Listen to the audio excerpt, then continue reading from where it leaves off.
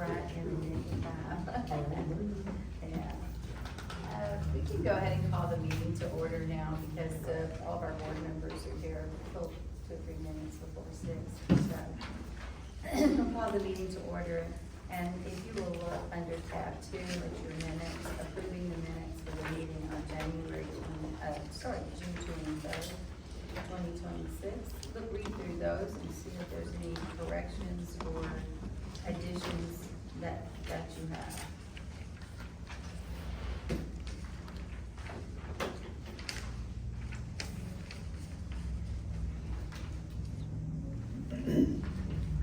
Do we accept?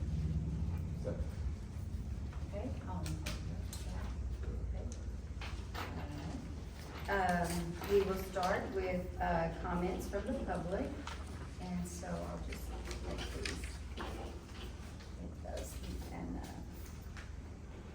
we will let you know when your allotted time is going to be up. So, Mr. Carter, would you like to be first? Sure, where would Okay. you like me?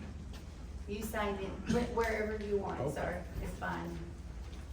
I have been a resident of Walker County since long before there was a Walker County Hospital District. I never paid much attention to the Walker County Hospital District for a long time because I mistakenly, it turns out, assumed that my friends and neighbors would run our business the same way they run their private businesses. I promise you that if any one of you received a ledger sheet from your accountant in your private business that had a line item that said $300,000 for legal fees, you would hit the wall. You would want to know who precisely got what precisely, and for exactly what did he get it? Why should we be any different? Secondly, it appears to me that it's a mystery to me why we can't find somebody out of everybody in Walker County that's capable of running this hospital. Why do we have to send our tax money to a private corporation in order to do that? And I want to the extent that our tax money goes to the Hospital Corporation of America, what I said about our tax money applies to them as well. We need to know, how are we to judge whether we're getting value for our money or not without being able to see where the money goes? Thank you for your time. Thank you.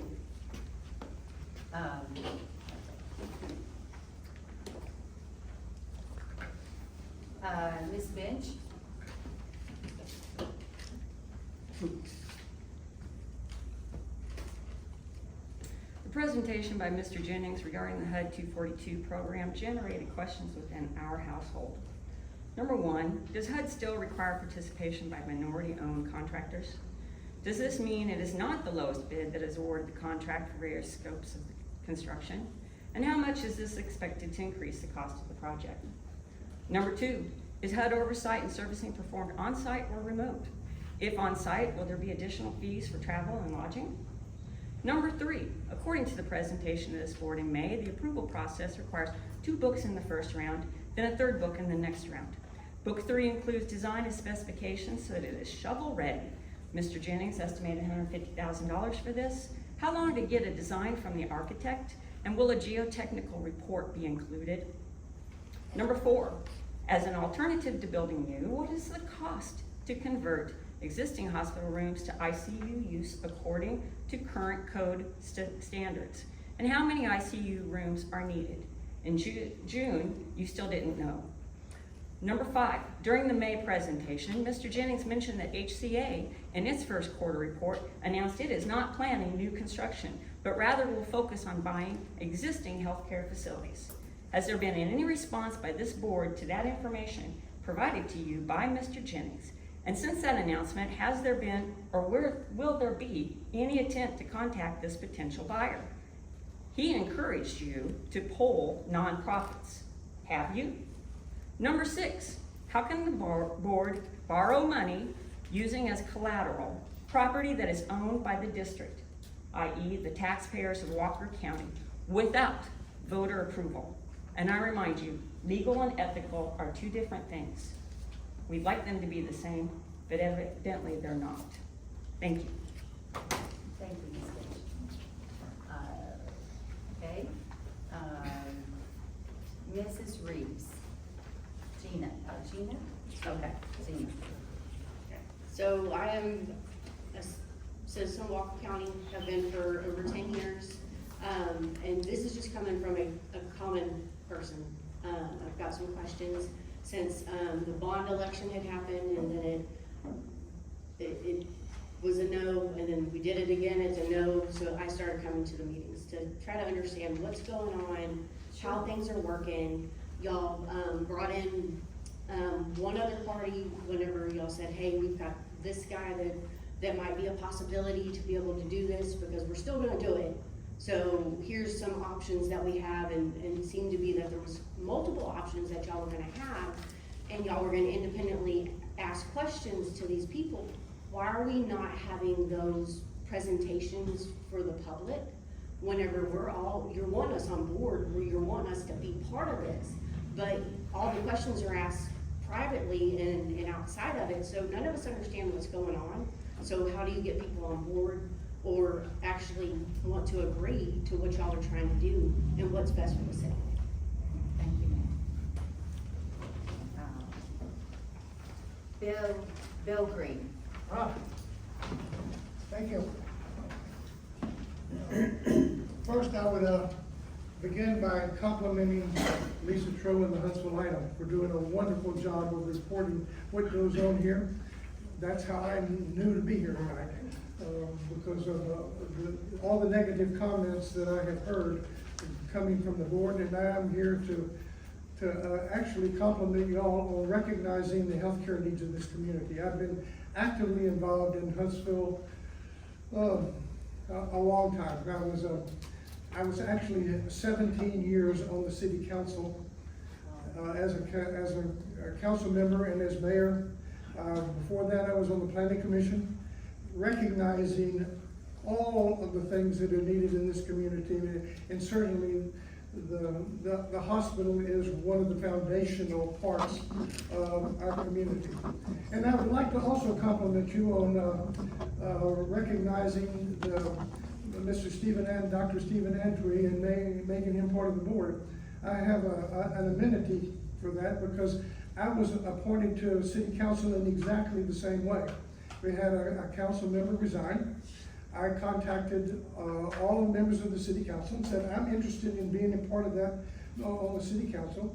I don't know who all they talked to or whatever, but they came to a meeting. Bill Nash, who was the mayor, made a motion to make me a member of the city council, and that's how it was done. It turned out, worked out all right for me, and I hope it worked out for the city. We have a good council, and we've done a lot of good things for the city, and I would really like to compliment you all on recognizing and finding ways that you can enhance the health care of this community. Thank you so much. Donna? Okay, we're gonna once again talk about transparency and lack thereof. This is a letter from y'all's attorney dated a little over 5 months ago. We have been asking since the first of the year for y'all to get those audio recordings of the previous meeting available to the public. This goes back to January. So 5 months ago, your attorney sent in a letter to me that said the district is currently working on the creation of a file sharing system in order to share these recordings electronically. Pretty much every third grader knows how to upload an audio file to a public platform. So either in 5 months, y'all weren't really working on this and I got lied to, or we have an absolutely jaw-dropping level of incompetence. Why are these not available? This is not rocket surgery, guys. People that went to medical school, pharmacy school, nursing school, run a successful business. What's the holdup? If you can't figure out something as basic as how to upload an audio file, there is zero chance that I believe that the people at this table are somehow commercial real estate financing savants. Like, I can't trust you with big things if you can't get the little things right. So let's move in the direction of actual transparency and not lip service. Thank you. Thank you, Donna. Ms. Bowers? So when I looked at the agenda, what caught my attention was item number 7. Discussion regarding the HUD proposal authorization for 2 board members to work with Chris Jennings from Hilltop Securities on submitting an FHA pre-application package. This item raised several questions for me, and probably more I haven't even thought of yet, because I'm trying to figure out when it was determined that the board would be authorizing the submission for the application package. Because at the last meeting, according to your own minutes, you stated that we're in the working stages of this and we'll continue to look, and then went on to say that this was just starting to be discussed, and that when we complete all our discussions, we'll present the plan, which kind of, I know, piggybacking off a little bit of what Mrs. Reeves was talking about. So I guess for me, am I to understand correctly that on June the 23rd, it wasn't even determined that this was the direction that the board was gonna go in? And now with no other public meetings between June 23rd and this evening, without any public meeting being held, we've gone from, we're gonna look into all the options, we're gonna have discussions, we're gonna present a plan, and we've just gone straight to, we're gonna submit an application package. So, I'm kind of curious as to when this decision was made. By your own admission, you would present the plan after all your discussions, so my other questions would be, when did the discussions take place? Further, with whom did these discussions take place? And because there hasn't been a public meeting since you made those original statements at the June 23rd meeting, and according to the agenda for this evening, the decision's already been made. So I'm just curious as to when the discussions were had, because they weren't at a public meeting. And so that's kind of confusing to me. And the other request that I have has to go with along the line of what Donna talked about, and that was transparency. I'm kind of curious as to at what point will the taxpayers be allowed to see a year-to-date profit and loss instead of just a 1-month screenshot or snip from a budget that only shows 1 month at a time that's taken off after each meeting? Because if you go in and look to the website now, the one that's there is for June. The one for May isn't there. And so I'm just curious as to when we're gonna be allowed to see like a year-to-date on where we are on the budget for the P&L. Thank you for your time. Thank you. Okay. And, I don't think that I missed anybody, but let me make sure. Did anybody else? Yeah, a couple come in late, I didn't know if they wanted to say anything or Yeah, not. I didn't. Anybody else have? Anybody else have any comments that didn't sign in? Yep, that's it, everybody talks. Thank you, and thank you for your input. I'm going to stop for just a minute before we get to the hospital, reports. I want to introduce all of you tonight to our new, district administrator. This is David Podlin, and he has come to us. We had an open position, we had an administrator, and he had to resign, and so we just waited for a while and decided, then we started getting so much busier that we decided to fill that open position. So David Podlin has joined our community with his wife, although his in-laws lived here for 30 years. He attended the University of Mississippi. He graduated with a BA in biology, pre-med, and then he went on to get his master's in sports medicine at the United States Sports Academy in Alabama. He has been in the med tech industry for 30 years with experience in sales and management. Covering the central U.S., he's had the ability and advantage to work with mega hospital systems, teaching universities, institutions, and rural hospitals also. Having spent 10 years with Johnson & Johnson UK Spine and helping building up 4 different startup companies, David brings a lot of experience to our board in business development, market analysis, doctor relationships, understanding the inner workings of hospital administration and patient care. So we are happy to have David join the district as our new administrator. So welcome. Thank Do you you. want to say anything? Yeah, I'm just happy to be here and be part of the team. My wife and I are happy to be finally up in this area. As I said, my in-laws were up here about 30 plus years. They, after they retired, they came up here and built a house, and we are now currently living in that house. So it's kind of a turnaround for us. So been coming up here for quite a while. Kind of have a feeling for what's going on up here, but obviously there's a lot of things that I am not aware of, and hopefully we'll get to work together and make this a happier Yeah, group. exactly. We're gonna turn it over to Terry. Thank you. From the hospital perspective, Dr. Dennis Fernandez, general surgeon, started the 1st of August. We're excited to have him join us. Being a general surgeon with Dr. Shukla, Dr. Parmar, who's a street general surgeon in the community. Want to say kudos and thank you to Dr. Parmar for all the call he's taken as we fill this position, especially in July as we start our fiscal year. He took additional days of call to try and minimize. Having 365 days of call, Dr. of general surgery call is a big deal for us, and having Dr. Fernandez on staff now, we'll be able to have general surgery call 365, so we're excited about that. His office will be in Dr. Deal's old office across the street, and he's already started doing surgeries and started seeing patients this week, so we're excited to have him. We welcomed 4 new family medicine residents from St. Houston State, part of a residency for family medicine in the month of August. We also, that's to the 8 we already have, so that's 12 total residents now serving family medicine at the hospital. We also added 4 new psychiatric residents to the hospital as a partnership with St. Houston, Tri-County, and a third hospital. That'll be a program over 4 years, so when it's all said, that'll be 16 residents in the psychiatric program. So we're excited about that. In addition, we have 30 plus medical students start in the month of August. So we have a lot of new students to campus, the hospital campus and to the medical school campus, so we're excited. HMH received the American Heart Association gifted guidelines for stroke designation and awards in the month of July. We were excited to receive the 2026 Gold Plus designation for stroke, the 2026 Target Stroke Honor Roll, Elite designation, the 2026 Target Type 2 Diabetes Honor Roll, the 2026 World Stroke Roll designations. Outside of cardiac death, stroke is a huge impact in smaller communities, and it's a big win for us to get these accreditations. The stroke program at HMH is solid. You can hear it announced on a daily basis when you're in the hospital. We also received in the month of July the Leapfrog Hospital Survey Full Transparency designation. And we'll be putting all those designations on our website in the next few weeks.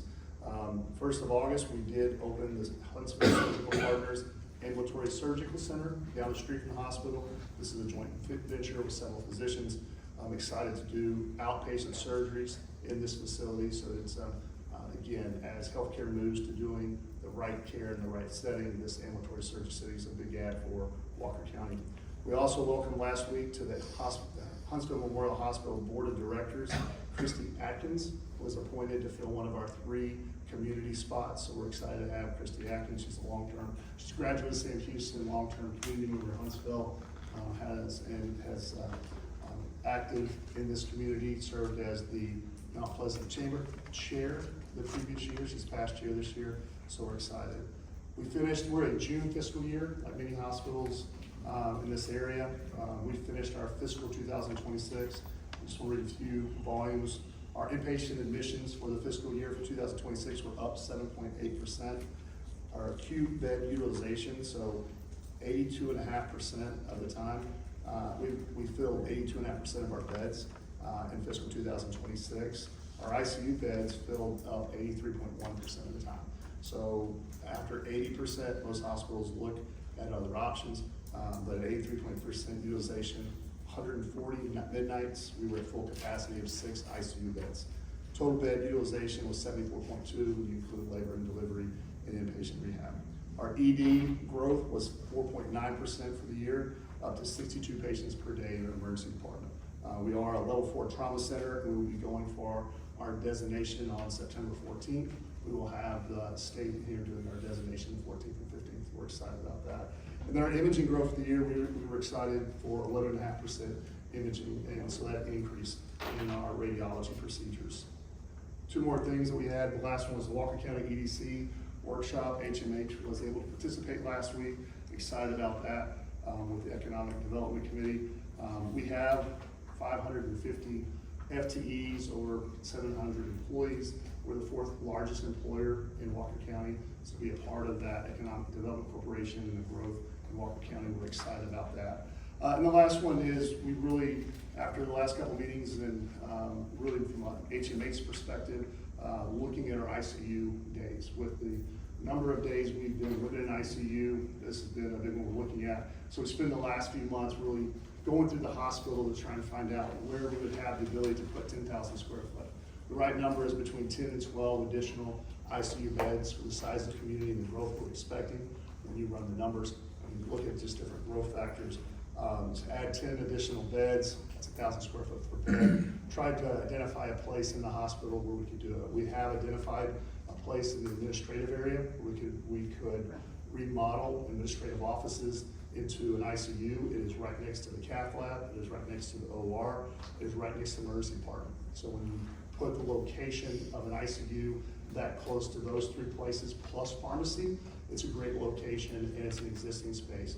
Our next step is just to evaluate plans that we have on, that was an expansion years ago, that administrative space, so really what's under the ground, what the electrical is, and that kind of stuff.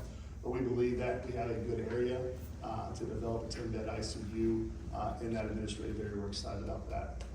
We are supportive of HMH and the hospital district board pursuing some type of financing. I've had the opportunity to work with Chris Jennings before. Chris Jennings is one of the leading rural mortgage bankers, or he works with different types of bonds and stuff. Chris is a good guy, and I've been to work with him in different institutions that I've been a part of.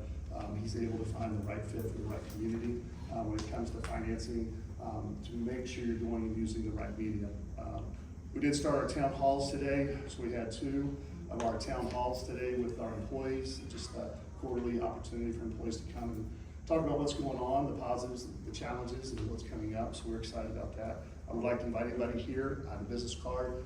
It's got my cell phone on it. You're welcome to grab it. If you'd like to come get a tour of the hospital, come talk about the hospital, I'm open here and be more than willing to sit down and talk. Had an opportunity with 2 community members and talk about it this week, so we're excited about that. So feel free to get a business card or let me know. We'd glad to talk to you about the hospital and what we're doing at HMH. Thank you, Jim. Is Paul gonna? No, ma'am, I didn't. Oh, I okay. didn't at all. Okay, Paul is, okay. All right. And we've got the numbers, if Did you all anybody would have like the any numbers. questions for Terry? You all have any questions you want to ask Terry? No? We will move on into number 5, which is, approve an order calling for the hospital district manager's general election. It's, in your packet, it's called the order calling for manager's election, and under tab 5. And, this is, you'll be pretty familiar with it since we've done it all, number of years. But it's basically just saying the Walker County Hospital District is required to hold a general election on Tuesday, November 3rd, to elect 2 hospital district managers, each to serve for 4 years. And then it goes on to say that the general election is held on Tuesday, November 3rd, for the purpose of electing 2 hospital district managers to serve 4 years.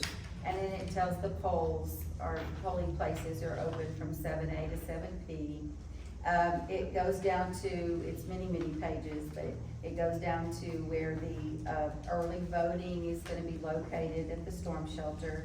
Goes through all of that and the hours that those are, and I believe those start on October 19th, sorry.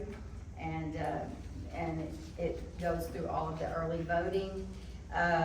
The notice of the election has to have a publication by the notice of election in English and Spanish. It goes through all of that on page 2, and just all of the things that each of the candidates do. Any eligible or qualified person has his name on the official ballot, as an independent candidate, and it goes through all of the things of that. So that is good if you want to go through and read every page of all of that.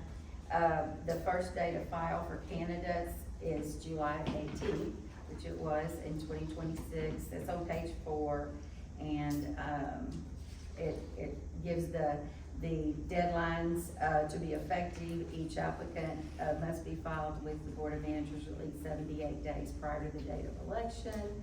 August 17th at 5 p.m. and the last day to file is 5 p.m. That's a write-in on August 21st of 2026.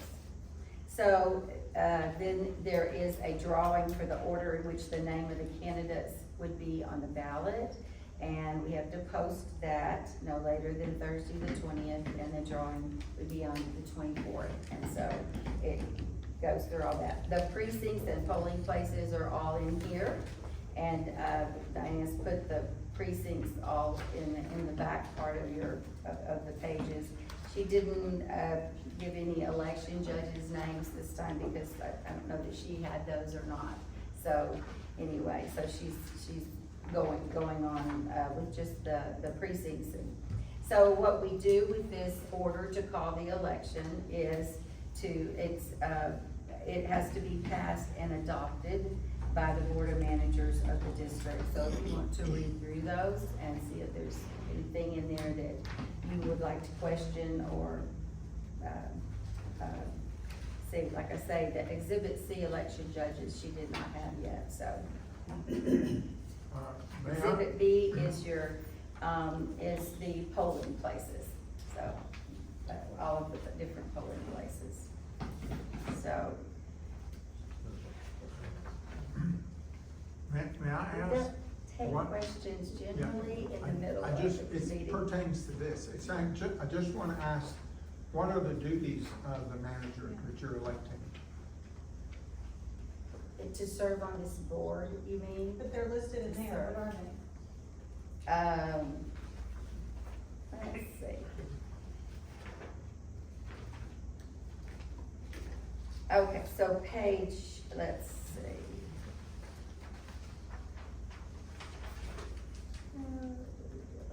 It's, your name, your birthday,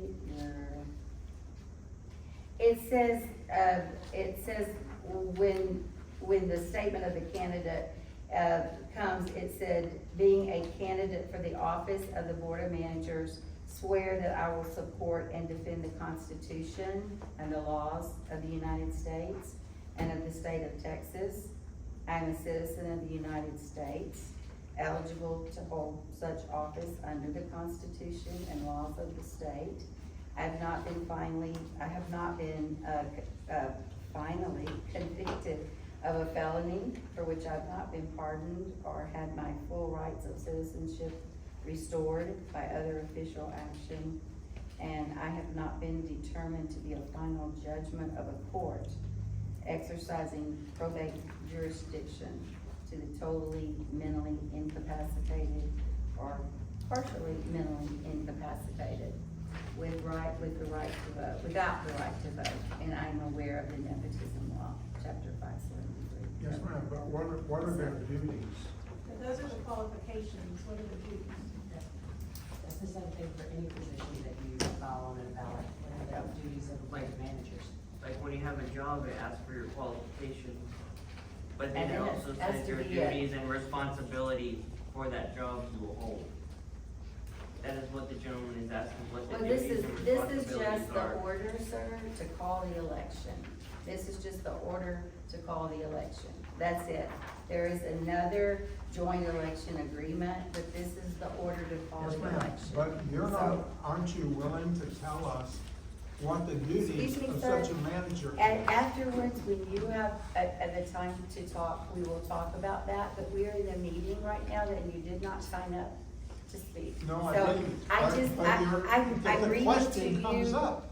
I'm reading to you, the duties are to serve on this board, to be here for meetings and to know the material. But you And said to be, in this list so- what the duties are, but you didn't read what the duties were. I don't see anything else in there on the duties. This is, like I say, Can we get a copy of the that? order, of course you can, absolutely. Says you can't be incapacitated and, Do we need a motion to approve But the I think order? it's the word. yes, we do. All right, I'll make a motion to approve the order. Thank you. Okay, all in favor? There you go.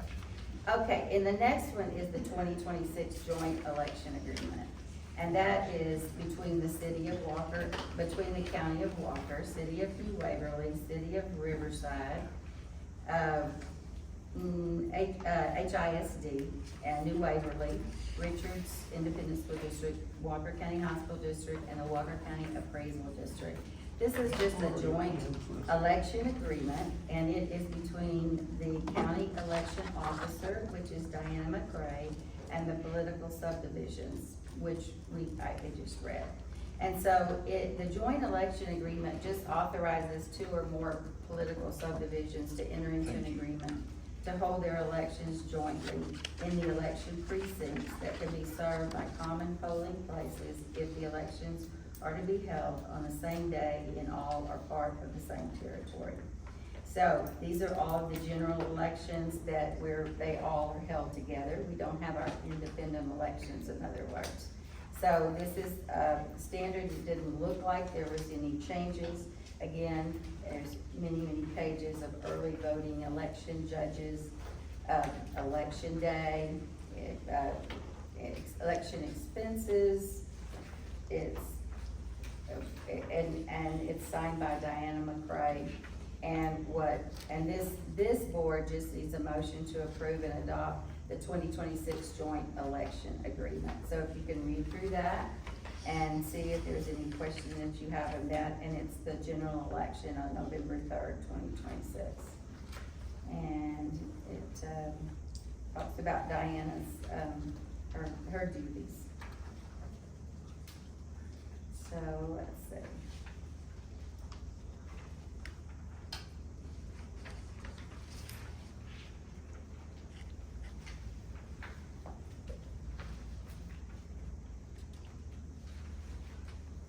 Also gives you at the back too, the polling places again, Walker County Fairgrounds, Storm Shelter, University Heights, New Waverly First Baptist, Huntsville ISD, Cook Springs, Northside, Riverside Methodist Church, and the Walker County Annex. And again, the election judges have not been named.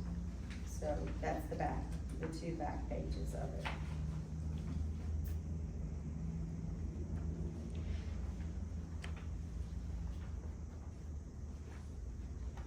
Okay, so after you finish with that, let me know, need a motion to approve it.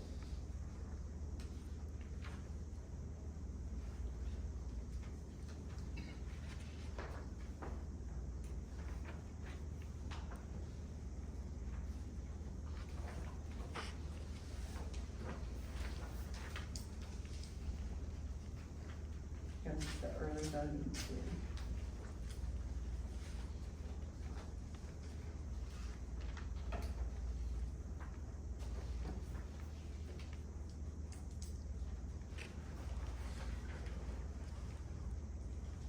I make a motion to approve it. Okay, got a second to that, and all in favor? Okay, that is the joint election agreement. Okay, so, number 7 is the discussion for the board.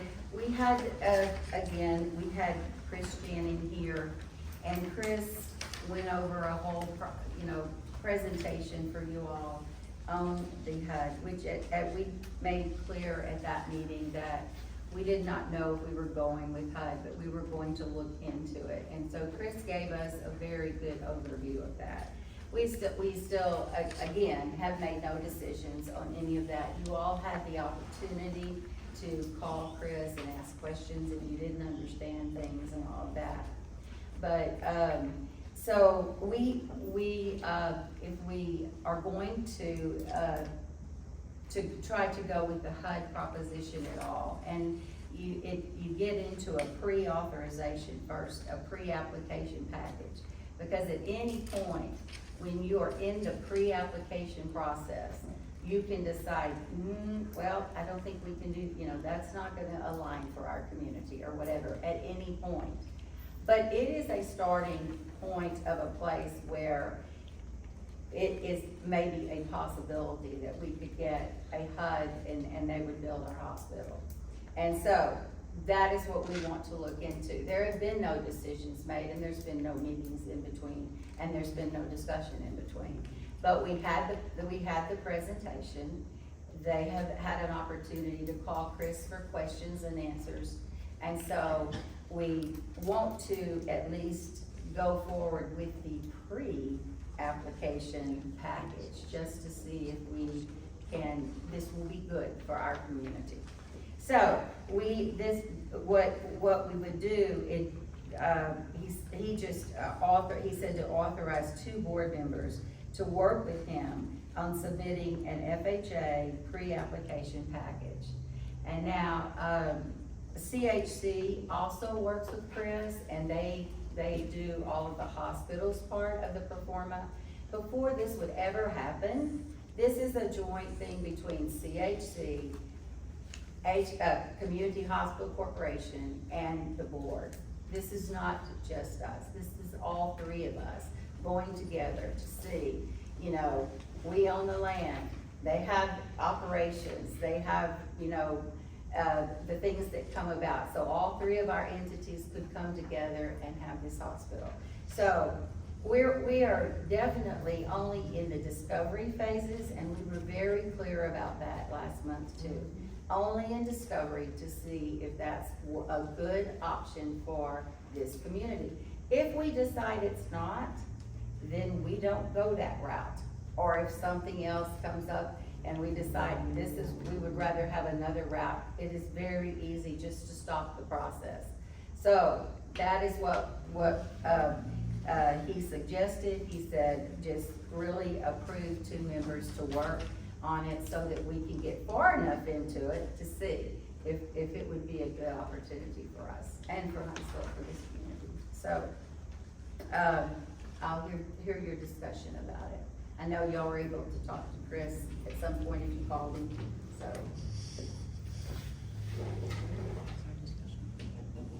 What do you think?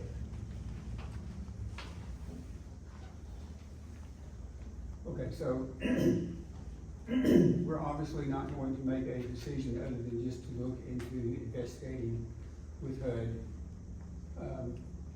some initial information, correct? It's just a pre-application. Pre-application. We don't even go to HUD till So- the pre-application. So by doing the pre-application, that's not saying that we're signing any kind of agreement with Not HUD. at all, not at So all. we're still open We're to open. continuing to research other entities that might help with financial. Absolutely, absolutely. So we can clarify that.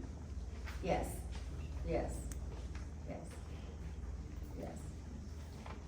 And really, we can't gain any further information on what's available to us via HUD without entering into this pre-application process. Right, right, right.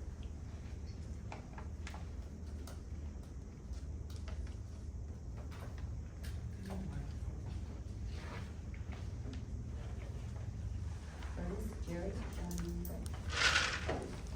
Well, at least we'll find out our limits also. yes, exactly.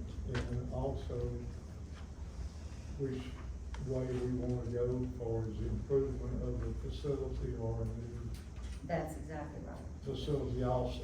That's exactly. So we're going through the whole spectrum of trying to figure out what is the best answer to the situation. That's exactly right. Okay. And there, and exactly, you're exactly right.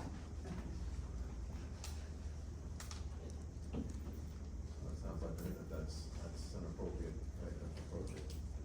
Get as much information as possible and be able to make a decision. I'm sure through that process, we will learn a lot, and we will see if that's gonna be a good process for us or not, so. Can I ask how long is that pre-application process? Approximately? Probably 3 months, probably 3 months. He said about somewhere around 3 months. So, So, the other thing, in doing that pre-application process, Chris will research and find out whether or not he feels like that we are capable of funding this type of project. yes. And one of the reasons he came and gave the demonstration and gave all of the HUD thing that night was because he did. He felt like it was a very viable, he's done it for other hospitals. He's very experienced in it. He said, this would be a perfect thing for your town, for your hospital. That's why he came and did that. And so, you know, he's very familiar with the HUD and his the projects. So that's why we were looking at it. Yeah.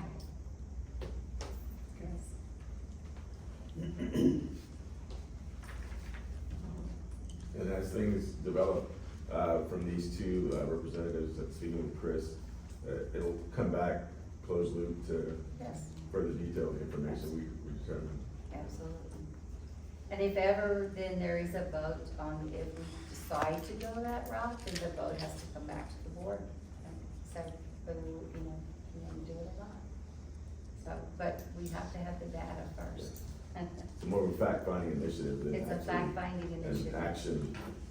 That's exactly toward the right. decision. That's exactly right.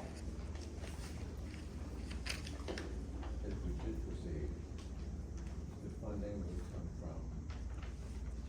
Yes, it would be more like as Chris explained it to you, it's kind of like a mortgage, you know, that they loan you the money and then you pay it back. And that's why I said it's between CHC and us, you know, the hospital, because a lot of their operations and a lot of their finances, that has to be put into the spectrum of all of it too. And then also the district, you know, our finances too. So, yeah.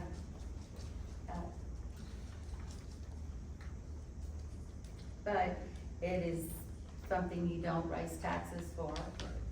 So the community does not want the tax rate, they don't want to do that, and so it is a way that you don't, you know, don't have to raise the taxes for. So. Or have it pay tax. Madam Chair, there's a question. So, okay, so what do you all want to do with that? What do you, we have discussion on it, what do you want to do? I think it's reasonable to move forward with finding out more information. Yeah. I think it's something that ultimately, if the goal is to improve healthcare for the county, we have to look at options to do that. Yes, Is there a cost for yes, that? we do. So, anything else? Madam Chair, there was a question. Is there a cost for Mr. Jennings? Yes, no, he doesn't have an absolute cost, but he said in the very beginning of the pre-application process, it is not very, you're not paying for anything. The most cost you're going to do is when you're finished with that, there's gonna be a cost to go to Washington DC, and that's gonna have to be with CHC and 2 members of our board and everything to present the application to Washington DC. There will be cost in that, in the trip, but CHC right now if they look at their performer of their hospital, they always have a performer, where they look at what they are, you know, how they're doing. And so that goes into the pre-application also, so that's not cost, that's no cost. And then he said, actually just the cost of the trip, and that's if you get the pre-application already all completed and want to, you know, you get invited to give it in Washington, which is what you have to do. You have to go there, so. What about all the research that he's doing and all that stuff? Is there a cost for that? He does not charge for that part of it, no, he does not, and he said that today. So it's a very minimal cost actually to get to that information, to get that data. It's a very low cost to do this. It's something we really, you know, Is he working on a contingency? we need to get that information so we can see if it's a viable option for us or not. So, you know, so, okay, so The gentleman asked anything you wanna if you say, worked on anything you guys contingency. wanna do? go, and anything, what do you wanna do with it? We need to decide. Yeah, make motion to, or not, so, it's up to y'all.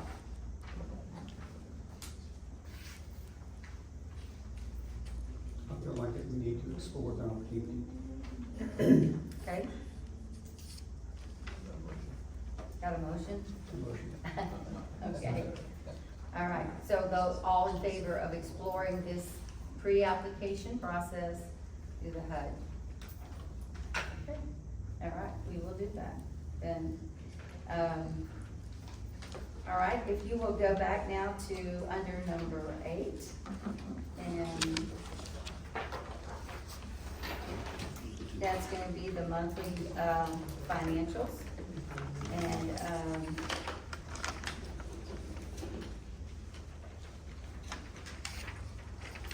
so if you look,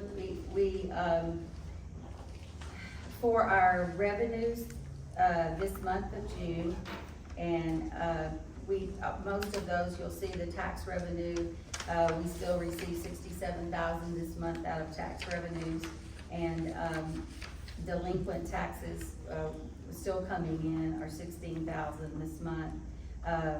Penalty and interest, we received 11,230.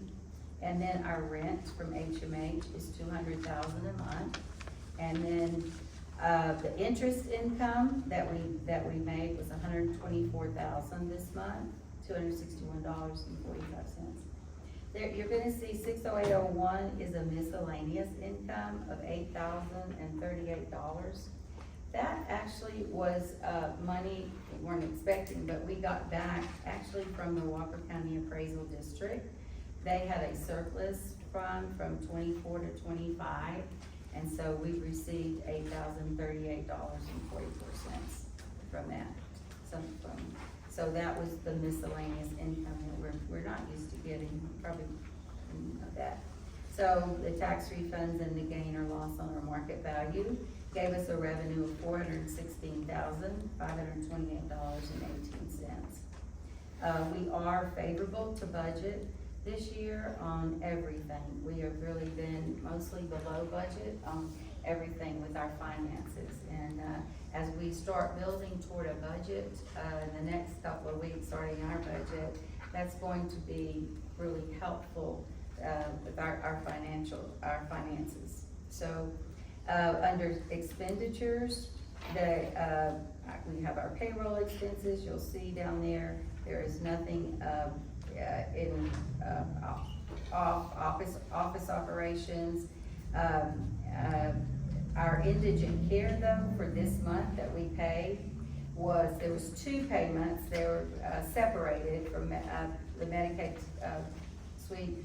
The first payment was $45,114.10, and that the Texas Comptroller swept, and then the second one was $758,000, $672.23 from the Comptroller. So actually, our contributions for IGT this month were $803,786.33. And that's our rental is next, which is the same every month. And this month, we also contributed $12,500 to our Tri-County. And that's our mental health and mental retardation, and we budget every year to give them $50,000, and we do that in 4 different payments. So that this month's was $12,500. So I know in doing budget, we might think about that in the next few weeks, because I know that they were asking, I think, the county or somebody else for some money too, so we need to see if we can help them anymore in the next coming year, with their expenses. Our tax assessment fees are the same every month, $14,944. We questioned the capital outlay because, we budgeted $1.5 million for, capital improvements at the hospital, capital equipment and things like that for the hospital this year. And we looked and we said, well, how is it possible? We have not we have not, spent that money yet. But, what we did is, as we look back in December of last year, we bought a lot of capital things for them. So it went on last year's, but also, Ian assured me that they have all of that spent, and then we'll be getting invoices in the next couple of weeks, and that would be for that big telemetry system we've been talking about, a remind array that they've replaced all over the hospital, and, also the generator. Pardon me? The new CT scanner. The new CT scanner also was there, so those will be coming in the next couple of months, and we will have, we will have spent our capital outlay for the year, so, that will be coming. So with the IGT payment, we did, our expenditures were, $837,000, because $803,000 was from IGT. So $837, $551.89 was our, actual, expenditures. And so we would have a negative $421,023.71. And that happens frequently on months where you have your IGT payments really high, and then the next month you'll have IGT nothing and have all your income. So it at the end of the year, it all is good. And as I say, we're really under budget in most things this year.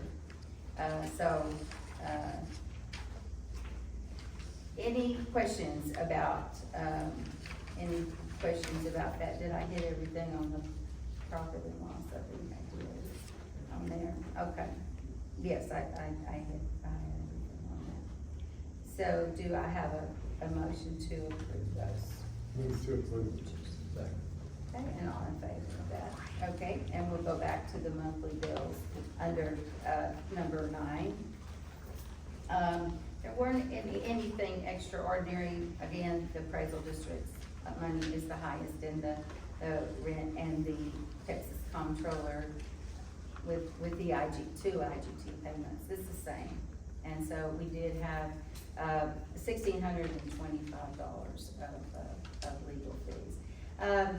We always, in our budget, every year, in case, we do always budget, $300,000 for legal, or $250,000 for consultants. That does not mean that we spend that in a year. We rarely ever spend anything like that, but we do budget it in case that there are things that we have. And at the end of the year, we can go back and all of our audits that are independent audits are all put on the website, and they will show you where we spend exactly all of the money. So if you ever want to look, you can go on the website and look at our audits on there, and it will tell you. But every year we do budget that. So,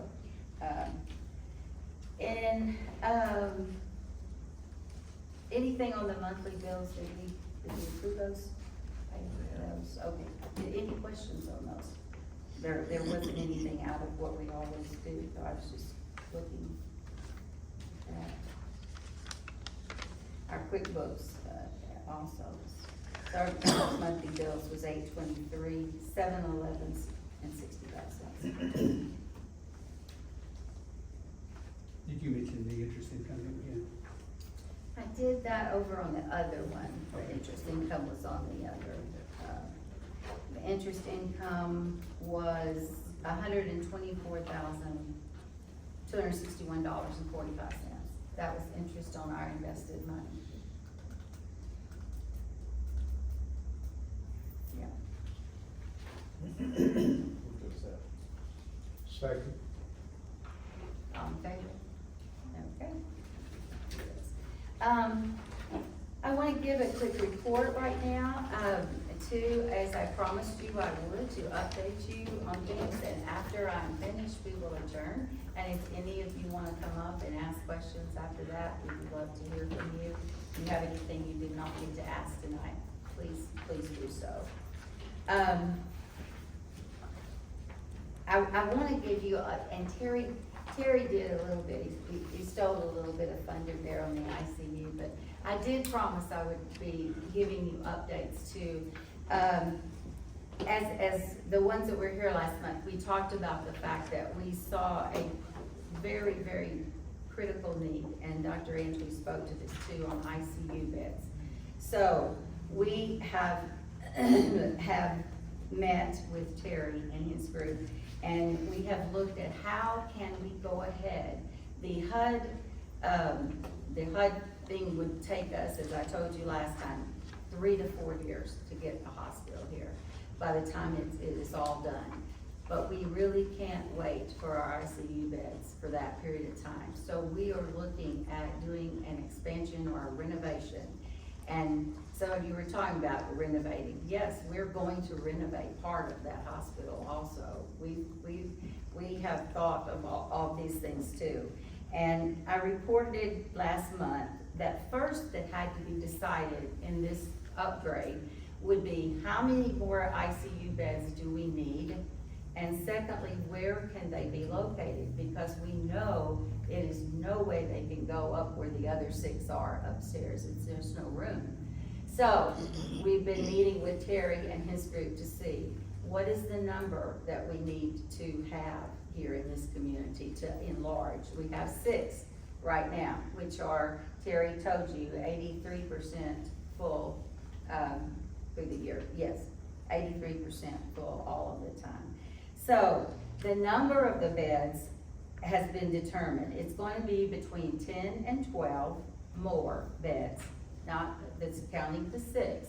It's going to be 10 to 12, and it's going to depend, the 10 to 12, on the square footage that we can see if we can get 12 in, or if we're going to be limited maybe to the 10. But the location has also been determined, and that's going to be in the area where the administration is now, on that side of the building, and they can move administration upstairs, they say, and they can expand that area out there and have that, and it would also be closer if you do build some new facility there, would be on that side. So it's not anything wasted, and not any wasted money in putting money into the old hospital, because it will be able to be incorporated into a new. But we are going to start with that, and that's gonna be kind of a phase 1, is gonna be enlarging and renovating that area so that we can put 10, possibly 12, but most likely 10 ICU beds down there. We don't have the financial projections yet, but they say within a couple of weeks even, we may have the financial projections to what that means. And we will go from there. As Terry and I said again, we're trying everything. We're kicking over all the rocks. We're going to get improvement here. We're going to get more ICU beds. We can afford to add on to that, we can. And so that's where we're going. The beds numbers come up, we know now where the renovation is gonna be. So now, as Terry said, the architects have to look under there and say, what's under the floor, what's under, where is the infrastructure of all the things we're gonna need for those ICU beds. And then, we also have to look at not only the physical part, but all of the equipment it's gonna take. And so, it will be a investment, but we are definitely, have already started working on that. So I do, keeping you in the loop, that's all at this point we know, but that is what we're gonna be doing. We're going to have more ICU beds in this town for people. And so, when I'm finished, you can ask. So we will, we'll go forward. If at any time, we will bring it back every single month to tell you where we are, what's the financial projection when we get that, and how are we gonna go about it. But we do know we're going forward with it. So, I hope that you will be happy about it.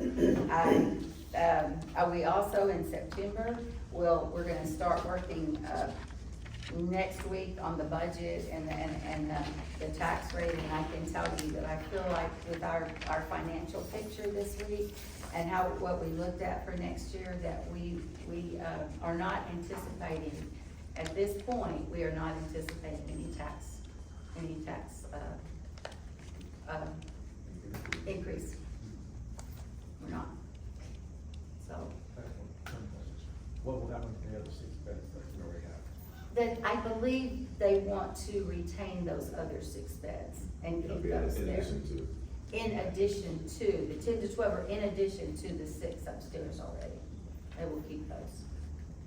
So, anything y'all wanna say on that, Dr. Andrew? Just out of curiosity, I know this has probably been discussed before, but with 83% of our beds, correct me, Terry, if this is wrong or wrong, 83% of our ICU beds were occupied for the year on average. Yes, 83%. What we do is I calculate every midnight, so every night we look at it. So based upon the number of beds we have available, 83% of our utilization rate from that one. So Okay. it's like it was 142 nights, we hit 6. Majority of the time, we were, our average was 5.1 per Right. year. And out of that, on that average, how many, about approximately how many people did we have to transfer out because we didn't have an Well, ICU capacity? I don't have the number of ICU beds, so we transferred out, I got it back in my office, transferred out 1,650 last year, but that's a combination of several things, not just ICU beds from that one, so I've got it back in the But we office. did have to transfer some. Well, we ICU patients out. I'm administrator on call, we transferred it lunch Okay, today. just to put that into perspective, so that everybody has an understanding of the need for the ICU beds. And, that we can't take care of everybody, that needs an ICU bed right now, if we've got them all occupied. And again, just to reiterate for those people that weren't here last time, it's not really even just an issue of us having beds because we want more beds. Whenever there's an ICU shortage anywhere, in this general Houston metroplex, leading all the way up here to Walker County, there's a shortage everywhere. And so us having more beds is not only incumbent in terms of taking care of our sicker patients in this county, but it also is preventing us from not having a place to send them. And right now, as we come back toward respiratory season and into this viral season, with people coming back from vacation, and things like that, there's definitely expected to be an uptick. And so this is something that I said has been an issue for 20 years, but it just more and more is becoming a paramount issue because, you know, in the past, there may have been some pop-off whenever the medical center, if you will, in the Woodlands kind of got developed to give us a little bit of respite in terms of being able to send people some places, but now on a routine basis, their facilities are full all the time, and so we really, really need to update our capabilities and our capacity in order to take care of our sickest citizens. And what happens to them if they can't be transferred? Well, ultimately, they stay in the ER, which again, I discussed last time, is that, you know, we have a finite amount of staff, and most ICUs, there's 1 nurse to 2 patients. And so you already have an ER ratio of 4 to 1, and sometimes because of the critical nature of the patient, a nurse will be pulled to do 1 to 1 for that patient. So every ICU patient that's there potentially makes the nurse ratio higher for the other nurses in the department.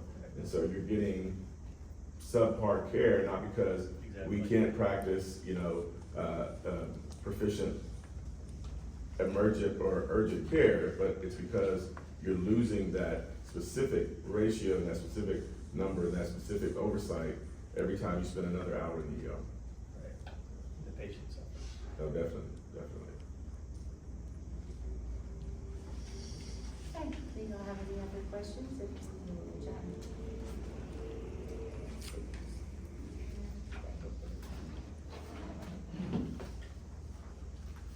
Do I have a motion to adjourn?